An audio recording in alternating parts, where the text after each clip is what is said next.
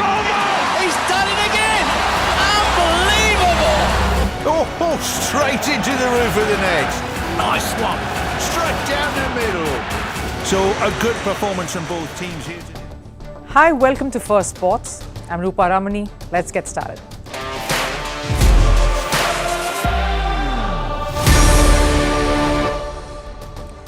Now, the central contracts released by the Indian Cricket Board seems to have taken the internet by storm.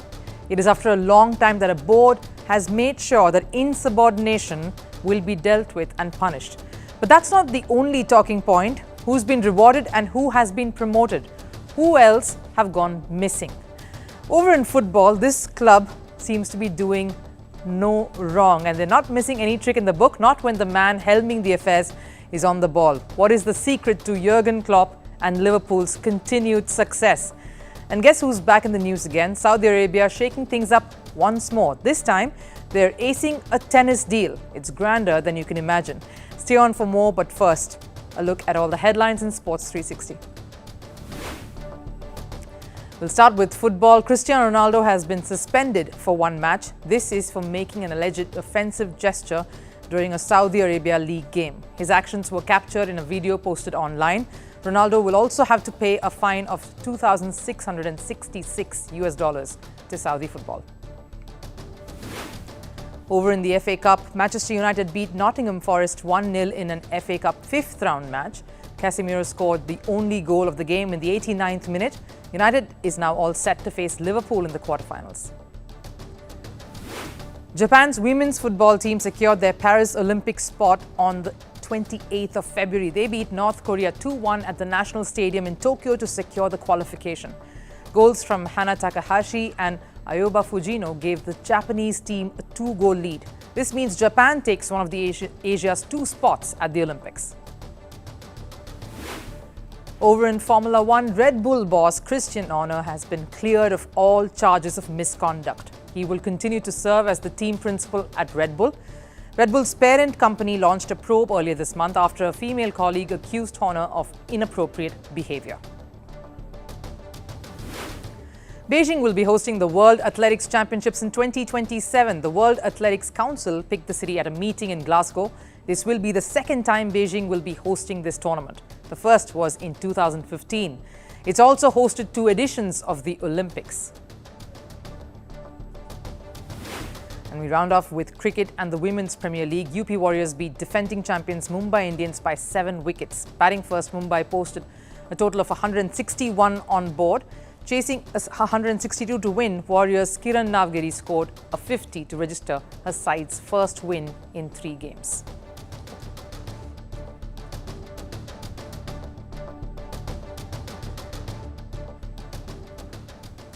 Now, the central contracts that BCCI, Board of Control for Cricket in India, hand out annually to top cricketers in the country is out, and it's made all the right noises. The biggest story coming out of that was the most distinct one, pertinent message that BCCI was sending to the rest of the players. Cricket in the country, and by that, national duty and domestic structure cannot be ignored. It's of paramount importance. When any cricketer isn't featuring in the Indian senior squad and isn't injured or taking a break that has been agreed upon, he or she will play in the domestic circuit. They could have just left the names of Shreyas, Iyer and Ishan, Kishan out of the contract announcement release, but no, they specifically mentioned these two players to state that they were not even considered this year. Was it harsh, or did they probably already give these cricketers a long enough rope that was just getting a bit too much at the end of the day? Reports say the players were not heeding to what the board wanted them to do. But coming back to the list, it's got everyone interested. There have been a few who have been rewarded, and there have been a fe+few omissions and some sidelined.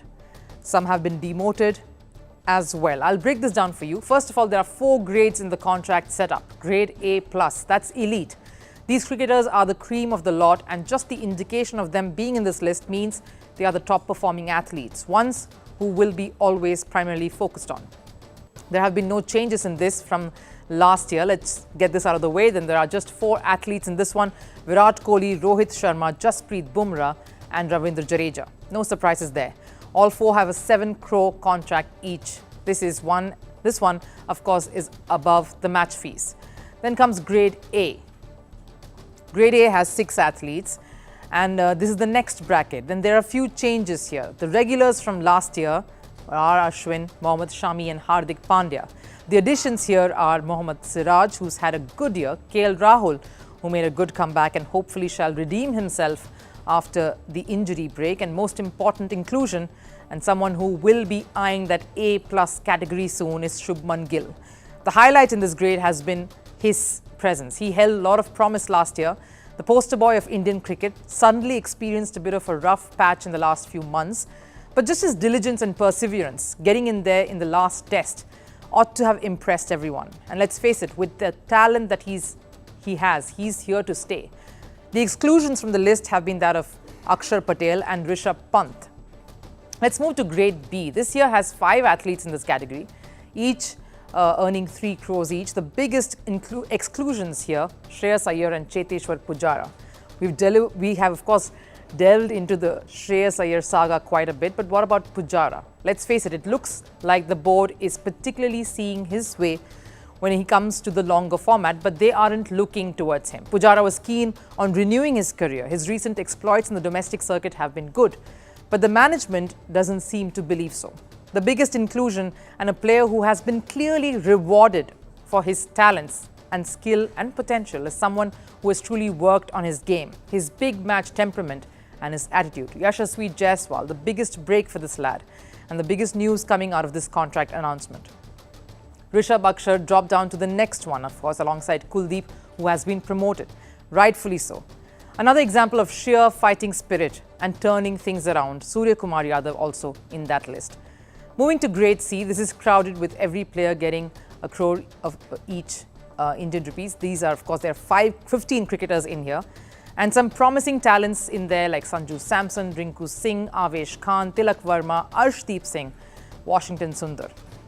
The biggest exclusion from this one, Ishan, Kishan, of course, like we've been talking about, Umesh Yadav and Yuzvendra Chahal. That means the board is not looking towards them until, of course, some of them do, or at least one of them do something exceptional. The result says it all then. If you perform consistently and do your bit diligently, you will be rewarded. It's also an indication by the board of who they think are in the scheme of things this year and for whom it may be the end of the road. For some former cricketers, though, have questioned a few of these decisions. They are talented cricketers, both Shreyas and Ishan, hoping they bounce back and come back stronger. If players like Hardik don't want to play red ball cricket, shouldn't he and others like him participate in white ball domestic cricket when they are not on national duty? If this doesn't apply to all, then Indian cricket won't achieve the desired results. Former Indian cricketer Irfan Pathan is questioning the persistence and patience that he feels the board seems to be showing Hardik Pandya in particular. Speaking of whom, he has resumed cricket, is playing a T20 tournament in the Indian city of Mumbai. To get his rhythm ahead of, yes, you guessed it, the Indian Premier League. The one thing that stands out, though, is the fact that the fast bowlers contract, it's something new and does bode well for the future of Indian cricket. It's an art that is most rigorous. Fast bowling can take a toll on the body and goes to show that the BCCI here is keen to invest on young cricketers, young fast bowlers like Umran Malik, Akash Deep and Yash Dayal to stay on track, help them stay on track and of course help them keep improving. Reports have also now emerged of key meetings among the top brass to make some radical changes. The main agenda, increase match fees for Test cricket. That's a massive discussion and a step towards really shining the spotlight on Test cricket sharply, especially in the moments where the fast-paced T20 world is taking over and taking charge. The fact that these meetings are happening, these thoughts are floating around, is a great sign. It shows that the most powerful board in the world is putting its clout behind what needs oxygen support, Test cricket. Despite the fact that T20 is the money spinner, it is the golden goose, but BCCI seems to be displaying great foresight not to kill the OG, because there's a place for every product of the sport. Reports say there are talks of giving special bonuses to players who do not miss a single test in a calendar year. That ought to be great incentive as well to the players. And this is where talents first emerged, and this is the format that fuels passion. And by doing what they can to keep that fire burning, BCCI is showing the rest what the way forward should be. Around the corners of Albert Dock in Liverpool, a massive ship is sailing through Europe. Not just roaring through the coasts of Merseyside, but also wreaking havoc across England, here, there, and everywhere. If you get the drift, the origin land of the famous band The Beatles has found a new rock star. The ship is Liverpool, and the rock star steering it is Jurgen Klopp, guiding the ship perfectly through turbulent waters and sailing it like a pro. The German might be leaving Liverpool at the end of the season, but not without stamping his class, leaving his legacy. He may have cited tiredness as a reason for his departure, but he certainly isn't tired of winning. Victories one after the other, accumulating silverware like it's piece of cake. There is nothing that the German can't do. And unlike his rivals, Manchester City and Manchester United, the Liverpool manager doesn't need to splurge cash to get the job done. Because he believes in nurturing raw talent and taking them to the next level. And the recent results certainly prove so. Jurgen Klopp is showing that when life gives you lemons, you have to make lemonade out of it. Not too long ago, Jurgen Klopp lifted the Carabao Cup after defeating the billion-pound Chelsea side. And Klopp didn't go for the expensive or marquee players to execute his vision. Just a bunch of teenagers walking around the park and the reliable Virgil van Dijk. That was enough. That's the magic of Jurgen Klopp. Klopp has lifted every possible domestic and international trophies at Liverpool, so now he's trying to do the unthinkable. He's saying you do not need the big names to play perfect football. His effect is so much that the same was visible in yesterday's FA Cup victory against Southampton. As many as 14 senior stars were missing on the 28th of February, and that included Mohamed Salah, Darwin Núñez, Alexander-Arnold, Curtis Jones, and of course few other key players. But despite the absences, the vacuum that creates, one thing that remained a constant: Jurgen Klopp. It was teenagers Jadon Danns, Lewis Kumas who scored 3 goals to beat Southampton 3-0, and it set the internet ablaze. These were kids who were showing such calmness and precision, that too under pressure, and were delivering in a big knockout situation. With this win, Liverpool is set to face Manchester United in the quarterfinals of the FA Cup. That's set to take place on the 16th of March. Even with so many injuries, Liverpool looks like a solid side to try and even halt. Liverpool are still in the hunt for Premier League, Europa League and the FA Cup titles. And imagine if academy graduates are doing such damage, what would happen when some of the senior pros return? I can't quite imagine. It's the Jurgen Klopp magic, that Midas touch, that continues to roar through Anfield. The German has instilled faith not just in his players but in the fans too. During the Southampton match, fans were singing, "We haven't won a trophy since Sunday afternoon." Imagine Anfield at its peak singing that song loud for everyone to hear. No wonder the Southampton side looked deflated and out of sorts. It's the trust Klopp has instilled, and it's still all building up to something very, very significant. Liverpool are contesting for 3 more trophies, as we've said. It could be a hectic final few months for Klopp before he takes a break from football. So many fixtures coming in so quickly, one after the other. No wonder the German feels he's ready for a break. But till then, his thoughts are here in this moment, because even on the field, you can see a charged up Jurgen Klopp loving his side's performance, reveling in the way his young players are giving back the faith that he's put in them. You see a Jurgen Klopp that is completely focused, intent on what his side is doing. And this is not just about the results, we can all see that. He's leaving a mantra behind. He's creating a culture that is sure to live on even after he walks out. The German is leaving a strong bunch of academy players who are going to play fearless football, and this is all translating to some supreme level confidence in the side. It would take something exceptional, from what I see, from other Premier League clubs to go past this legacy, this side, and this Jurgen Klopp-inspired Liverpool machine.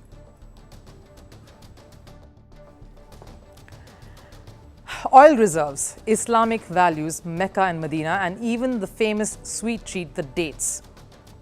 These few things come to mind when we speak of Saudi Arabia. But post-2020, Saudi's Public Investment Fund, or the PIF, has done the unimaginable. It has made one more addition to the list: sports. Not one particular sport, but sports in general. A few years back, we would have never associated Saudi as a potential sports powerhouse. But in 2024 now, we're in the beginning of this year, they are proving everyone wrong. First it was Formula 1, then came football, golf afterwards, and now it's tennis. You see the chronology here, targeting all mainstream and global sporting disciplines. Because if you can attract Cristiano Ronaldo, isn't it time to attract Rafael Nadal and Novak Djokovic? Oh wait, they already did that. So then what's new? Saudi has now inked a multi-year strategy partnership with top-tier tennis tour ATP. This is Saudi's latest quest to get into men's tennis. Saudi Arabia is slowly but gradually stepping up its game when it comes to acquiring and promoting sports and projecting its image as a sporting country. Talk of any global sport and you'll see a massive Saudi influence in it. In certain disciplines, it might just be restricted to funding, but in others, it has more or less come down to conquering. And the latest venture is tennis. Saudi has been eyeing the acquisition for a while now, so what we're about to tell you is just the beginning. The ATP, or the Association of Tennis Professionals, and Saudi Arabia's Public Investment Fund, or the PIF, have announced a new multi-year strategic partnership on February 28th. This deal will make PIF the official naming partner of the ATP rankings. That's just one aspect. There's lots more. The year-end ATP World No. 1 will also be presented by the PIF at the ATP Finals in Turin this November. The PIF will also have on-court branding at major ATP 1000 events. That's a huge step towards cementing this relationship and taking it to the next level. ATP CEO Massimo Calvelli, speaking on the matter, said, "Our strategic partnership with PIF marks a major moment for tennis. It's a shared commitment to propel the future of the sport.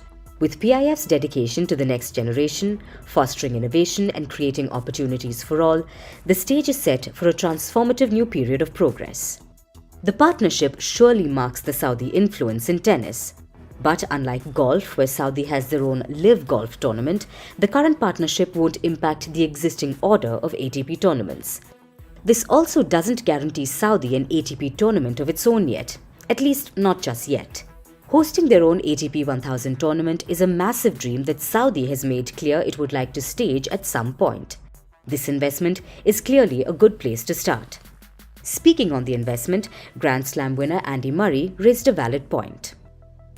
Obviously, there's going to be a lot of money coming in, but I hope that that's not just coming into the top of the game. I hope that there's a plan in place for the grassroots of the sport down the future levels, the junior events, investing in that level to show there's a real care for the sport and the future of the sport.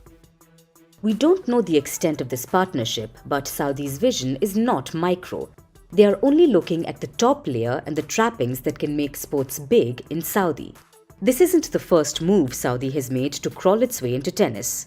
Earlier, Rafael Nadal was made the ambassador of the Saudi Tennis Federation. Nadal signed an agreement to promote the development of the sport, and most recently, Saudi announced the Six Kings Slam tournament. The tournament, which is set to take place in October, will feature 5 Grand Slam winners headed by Novak Djokovic and Rafael Nadal. And the WTA Women's Tennis Tour is also in negotiations to partner with Saudi Arabia. The negotiation includes possibly placing its season-ending WTA finals there. This continued to face a lot of backlash from fans and former players. When the first Saudi Arabia Grand Prix took place in 2021, not many expected the impact or even the vision this country would possess in the coming years.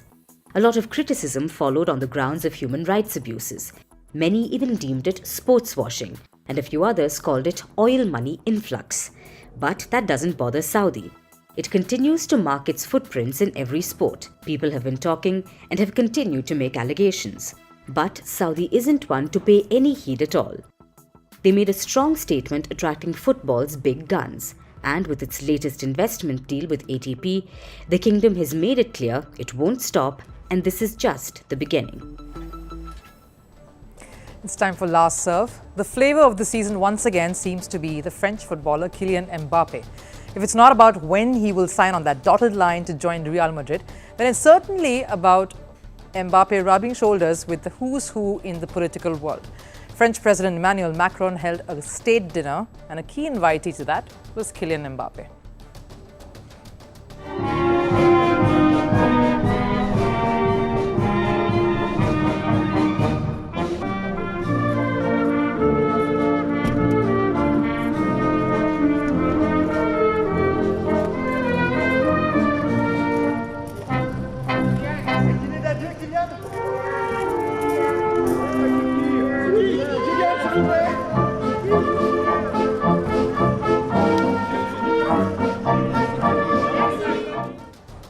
That wraps up this edition of First Sports.